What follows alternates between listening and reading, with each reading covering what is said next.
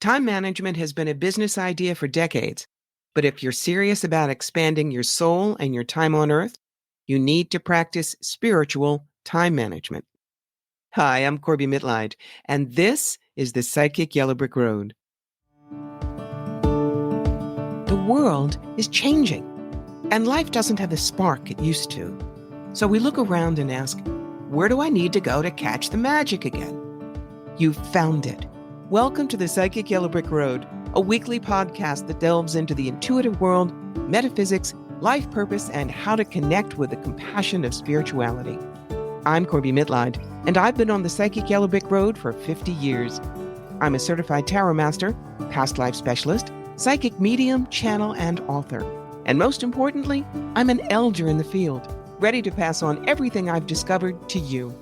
So let's hit that Psychic Yellow Brick Road, where you can find the real wizards and avoid the flying monkeys.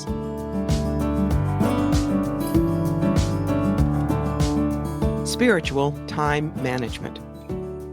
To understand what spiritual time management looks like to most people, I did a fair amount of research on the idea. And I was disturbed to find that for many bloggers, the idea revolved around religion, giving it more time, doing what it tells you to do, and learning to compress everything else. That's not my idea of spiritual time management. Even if we're not religious, we're spiritual. Certainly you have that part of yourself front and center if you listen to this podcast. For me, spiritual time management is giving yourself enough time for your spirit, your soul, to grow, flourish, and perhaps shine your light in the world a little brighter and a little farther, without denying the fact that life also holds, as Enlightenment quotes go, chopping wood and carrying water, and laundry and soccer practice and all those myriad small things that make up our lives in the 21st century. It's also about giving ourselves more time in a spiritual manner. And the 5 problem children around that are multitasking, double thinking, technotoxicity, me-lastness, and exhaustion. So let's take a look at how to get those problem children to behave. Multitasking. You only have one life this time. Don't live it trying to have 2. Multitasking is when we're trying to talk on the phone and fold the laundry and keep an eye on the timer on the stove, or at work, rushing to finish a report while participating in a conference call and trying to tell our assistant when to schedule the next 3 interviews. Or, and yes, I've done this and so have you, attempting to keep 3 Facebook conversations and a text dialogue all going at once. When we're trying to juggle so many unconnected things, we're not really there for any of them. We can't be as creative as we'd like. We can't savor what we're doing. There's no satisfaction at the end of the task because we didn't really feel the doing of it. And we've allowed our existence to slip away without really participating in it.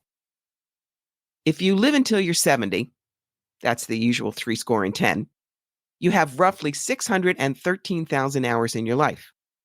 That looks like a lot of time when you're 5, but trust me, the closer you get to that number, the more precious those dwindling hours are, and the more you're tempted to look back and bemoan all the time you wasted. And you'll be shocked at how much of it you don't remember if you've spent your life multitasking. So part of spiritual time management is being absolutely focused and there for what you're doing. When you're immersed in a task, letting it permeate your mind and heart, there's joy in it. There's learning. And joy and learning are a big part of spiritual growth. Then there's double thinking. That's when you make a decision, but you worry about whether it was the right one. Or you try to do a mental flow chart of worst case scenario, focusing on how to do damage control if a project doesn't please the boss. Or trying to figure out every single possibility for a given situation before the situation even happens. And it's all done under a sense of stress, panic, and fear. When I have a client who describes that kind of thing to me, I immediately ask them, "How old are you?" Surprised, they blurt it out, "I'm 32. And I retort, "No, you're actually 64. You're trying to do 2 lives worth of thinking in one head, and that's why you're so exhausted." And they get it. So unravel the double thinking.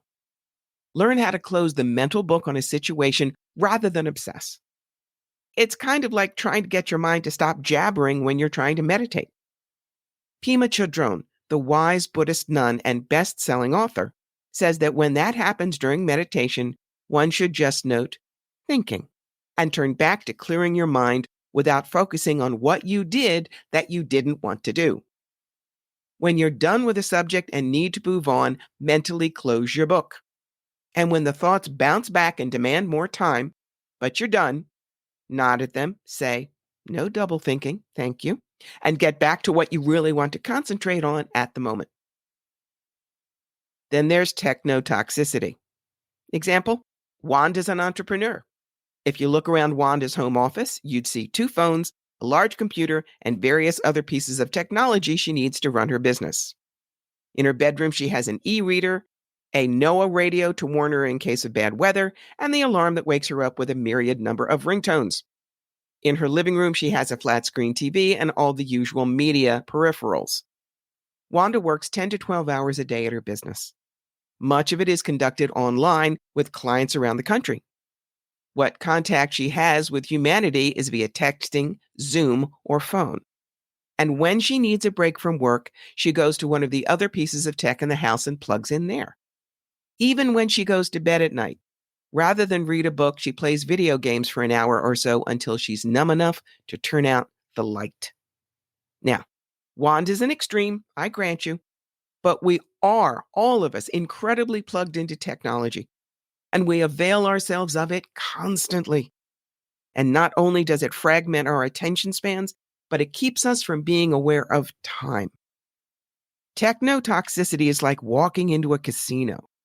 The lights and noise are mesmerizing because the casino is designed so you forget where the doors are and you always spend far more time and money there than you expect unless you're constantly watching the clock and staying mindful. One of the fastest ways to regain your time is avoid the tempting plug-in. We talk about limiting computer or television time for kids. We need to limit our own techno time. Try for just a week to keep track of how much time you spend on a piece of technology rather than communicating with people. Really look at where tech has replaced non-electronic joys. E-readers are fine, but when was the last time you really savored a book in your hands, getting lost in the words, the smell of the paper, the feel of the binding?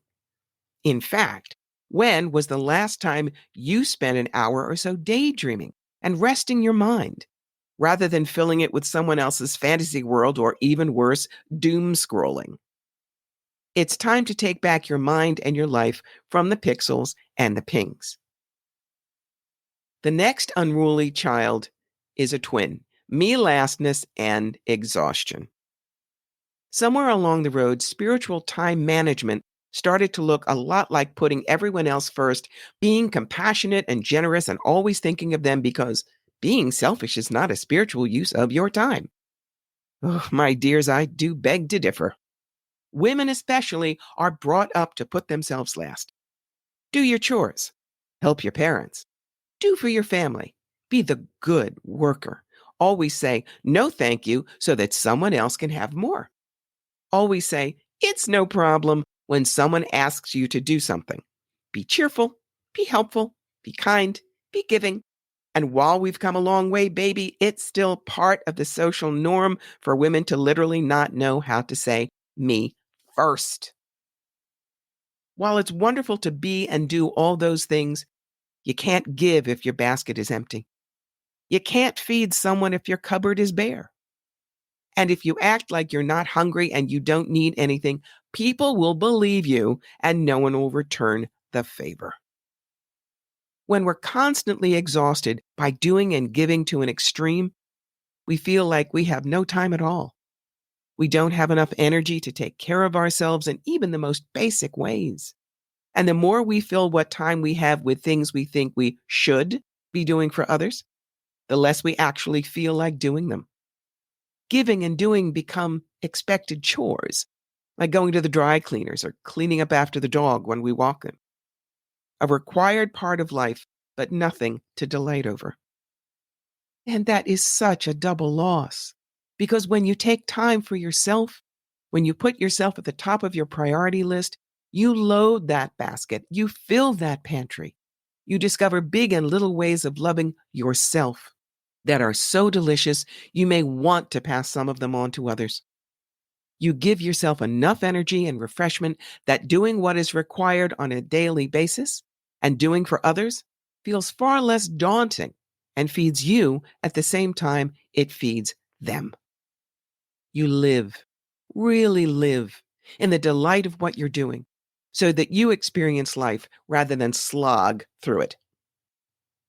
So, multitasking, double thinking, technotoxicity, me-lastness, and exhaustion. If you can deal with these 5 time and energy stealers in more creative ways, boom, all of a sudden you'll have more time than you thought you did. You'll feel less exhausted so that you can use every moment of time more productively. You can acknowledge and honor everything you do, and you will feel infinitely more in control of your life, your time, and your mental and emotional state, which gives you the time to experience and expand your spirituality a lot more than 10 minutes every Tuesday if you've got the time. I've been guiding friends and clients since 1973. I love showing you opportunities and how to grab them, where the tough stuff is and how to get through it, and handing you your toolbox through tarot and oracle cards, past life exploration, spirit guides and angelic conferences, and mediumship. My website, CorbieMitleid.com, is full of articles, blogs, where to find me for live appearances, and where to listen to me as I guest on other podcasts. There's a full menu of readings, from short burning questions all the way up to the jewel in the crown, my soul plan readings, which are based on the work I did with Robert Schwartz. Whether it's general questions about your life in practical terms, romance readings, business consultations, discovering your sentence of passion, or digging into that single challenge that has run through your life, you can find the appointment that's right for you. You know, your opinion matters a lot. So if you enjoy this, take a few minutes to leave a review. Word of mouth is key with podcasts, so share it with others. And if you really want to help make the magic happen, go find me at patreon.com. There's a tier called I Believe in You. And for just a couple of dollars a month, you can be an official roadie and help all the things I do.